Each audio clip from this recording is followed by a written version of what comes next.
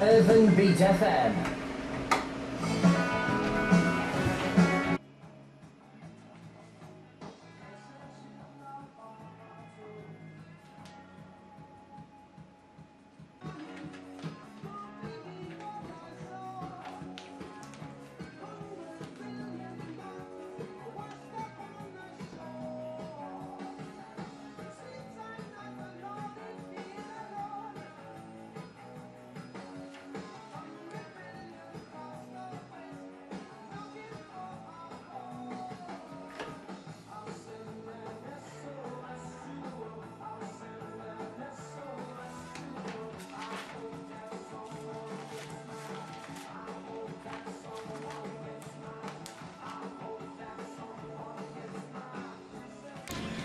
Nerve-wracking the first day, nerve-wracking the last day, and that's after 27 days I've been on there.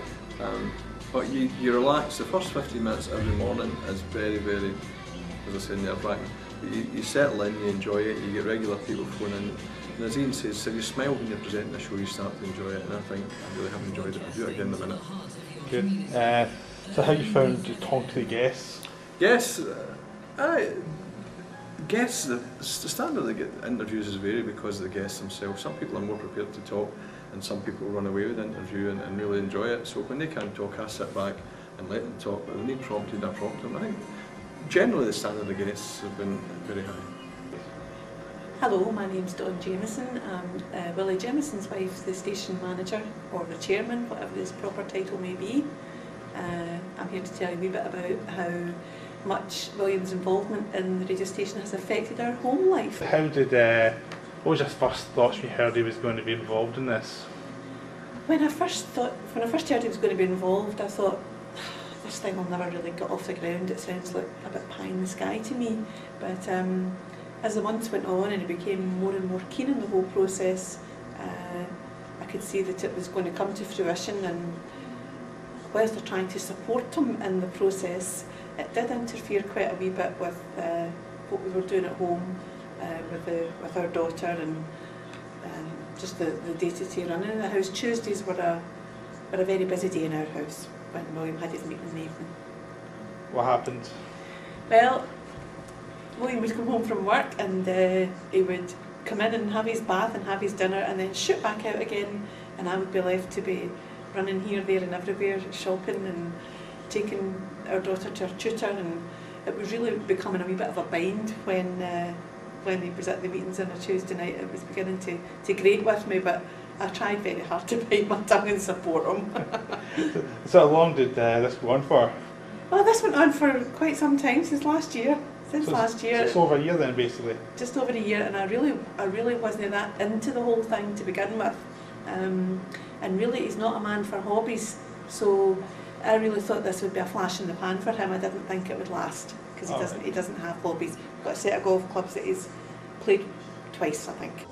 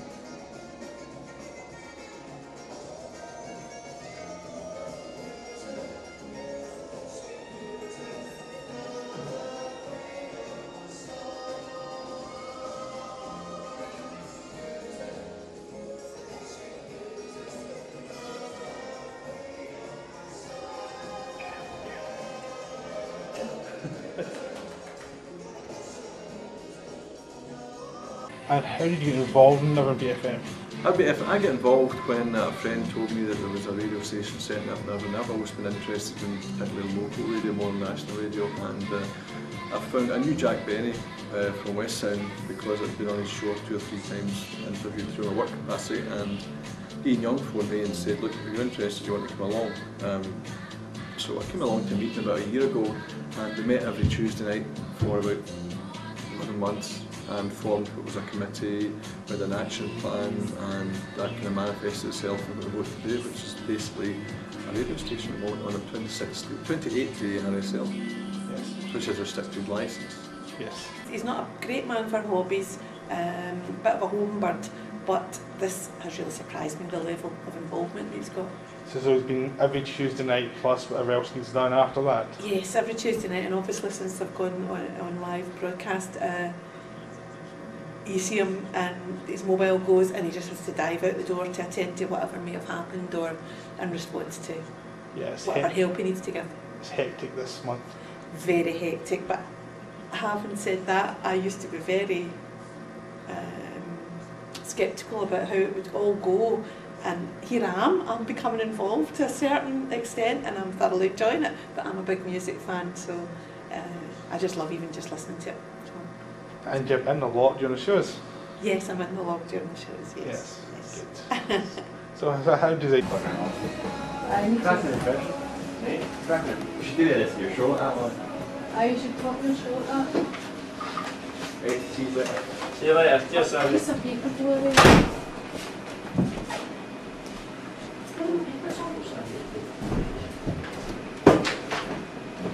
You're listening to Irvine Beat FM 105.7. My name's Wullie, Jamison. I'm here until midday when apparently it's Stuart Rogers who's going and not Ben Harrison, who for unseen circumstances can't make it this morning. Stuart's certainly worth listening to. His show is excellent. I spoke to him yesterday for 5 minutes and he'll probably fall off your seat after. Looking at the papers this morning, there's a short story that amused me. This is happened in China. This is apparently a man stole a motorbike part by part in China. A Chinese man was arrested for stealing a motorcycle part by part over 5 years. A bit like the old Johnny Cash song, the 56, 57, 58 automobile, wasn't it? He stole it over 5 years from the factory where he worked. Zhang, an assembly line worker in a motorcycle factory, had always wanted his own motorbike, but could never afford one. He started selling parts from the factory warehouse and assembling them at home in 2003. I don't have that much money, so I came up with the idea of taking the parts home and assembling on my own, said Zhang. After 5 years, he had finally built himself a brand new motorcycle and proudly started driving it around the road. But almost immediately he was pulled by the police, who discovered that he had no driving licence or paperwork for the bike. Doesn't just happen in Irvine. I think this radio station has impacted on the community big style, in that we started off with a group of maybe 9 or 10 us met every Tuesday night, a core of about 50, and people now sticking their noses in and saying, I've heard you and I want to become involved, because advertising is a big issue. Obviously with a limited budget then your advertising is limited, but we're in reception improvement and the papers covering us and people just sticking their nose in. I think this thing can only get bigger and better. Good. Do you think the first month is a good way just to build a general awareness that something's there is building over time rather than... yeah, I think a lot of people, and particularly when journalists seem to think we were going to bump on there on the first day and become Radio 2, which was never the case. I mean, the first 28 days is your day for making mistakes and learning from those mistakes, and I think that's certainly been the case. If you compare the quality of the station and the standard, the presentations from day one to today, I mean, it's been a phenomenal improvement. And I think we're really in a position to compete with other local radio stations at this stage. That's good. How do you feel the spread of presenters? How do I feel the spread of this presenters? I think it's quite good, yeah.